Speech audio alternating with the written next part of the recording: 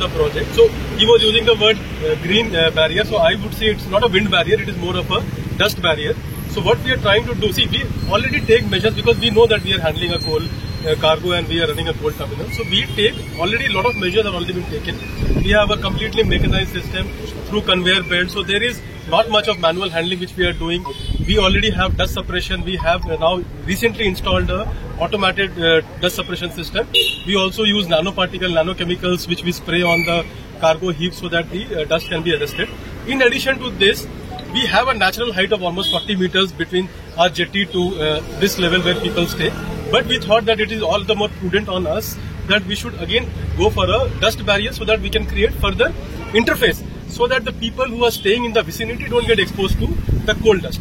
So that is the whole rationale behind this. So we took his opinion, and he also thought it was a very novel idea that it will be definitely contributing to protect the people from any dust, any fugitive dust which may otherwise escape. Because normally, as I said, we take all possible measures, but as I said, the word fugitive, which means that any dust which escapes the system definitely will have a barrier which will be restricted, and it will never get to reach the population. Yeah.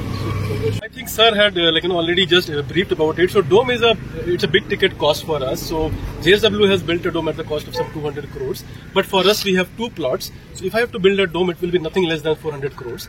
So definitely it has gone for approval, but it may take some time. So this more or less is a stopgap. But dome I am not able to commit now because, as I said, it's a big ticket cost, and we have already exhausted 15 years of our concession.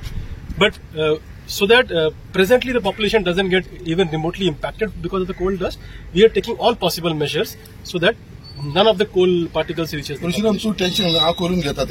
Basically, आमच्या मुरमाड गोवान कितलीशी वर्सां जाली कोलाक लागून dust pollution जी आमची दोन company आसा हांगा, एक अडानी आणि एक JSW, आणि खंय तरी पोल्युशन जाता हे आम्ही मान्य करता, आणि हेच्या लागून खुबदां हांवें आवाज उठयलेलो आसा.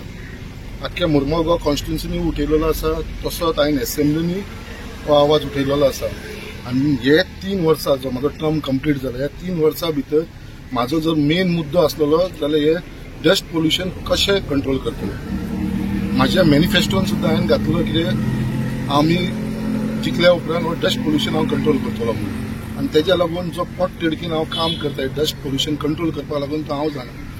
आयज पर्यंत खंयच्याच आमदारान या मंत्र्यान केन्नाच कोणें हो इनिशिएटीव घेवन आसलो, बट आयज खंय तरी हांव फुडें सरोन हो खंय तरी हांव म्हणना कित्याक हांव फूल सक्सेसफूल जातलो डस्ट कंट्रोल करपाक, पोल्युशन कंट्रोल करपाक लागून. खंय तरी म्हाजो प्रयत्न आसा, आनी हे प्रयत्न हांवें सक्सेसफूल करून दाखयलेले आसा. जशें सगळ्यांत मेन म्हणटा तो जेन्ना हांवें honourable chief minister doctor Pramod सावंता कडेन मिटींग घेतली, आनी त्या बरोबर आमच्या JSWच्या लोकांची मिटींग घेतली, तेच्या उपरांत अडानीच्या लोकां कडेन मिटींग घेतली, आनी तांकां हांवें सांगलें खंय तरी हे पोल्युशन कंट्रोल करपाक लागून तुमकां इनिशिएटीव घेवचो पडटलो. आनी तेज्या लागून तो डोम बांदचो प्रपोजल घेतलो, आनी 300 कोटी मोडून JSW तो डोम बांदलेलो आसा.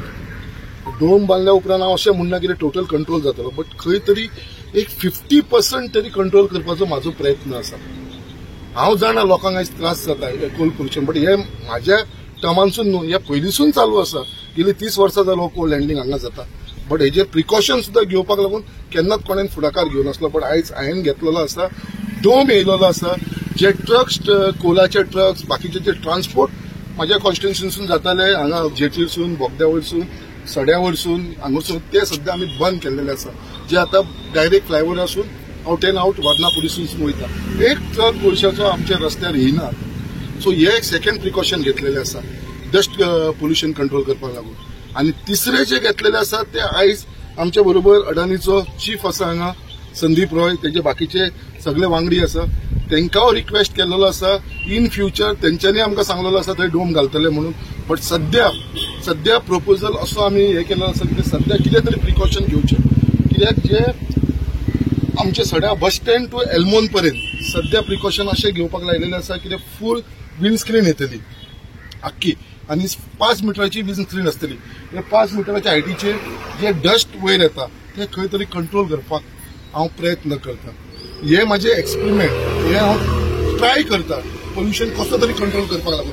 कित्याक जे उतार हांवें लोकांक दिल्लेले, इवन एसेंब्लीन म्हाका ऑनरेबल चीफ मिनिस्टरान उतार दिल्लेले, आमी मुरमुगांव पोर्टल अडानी जावं या JSW जावं एक टन सुद्धा आम्ही आनी वाडोवपा ना. जो तांकां कॅपिंग दिल्लो आसा, लिमीट दिल्लो आसा, त्याच लिमिटाचेर दवरतले म्हणून आयज पर्यंत वाडोवना. हांव चॅलेंज करता, कोणेनूय जर सांगलो जाल्यार बाबा आमी वाडयला म्हणून म्हाज्या टर्मा भितर, जाल्यार हांव रेडी आसा ताका आन्सर करपाक लागून. बट एक टन सुद्धा आमी वाडयलेलो ना, तितलोच दवरलेलो आसा. आनी म्हाजो प्रयत्न आसा आता अडानी बरोबर हे विंड स्क्रीन घालून. आता फर्स्ट फेजीन ते आमचे हांगा करतले स्टॉपा कडसून रायटीचे, म्हणजे फर्स्ट फेजीन ते स्टार्ट करता आमचे बस स्टॉपा कडसून 250 मीटर फर्स्ट फेजीन घेतले आनी बाकीचो आसा तो सेकंड फेजीन घेतले.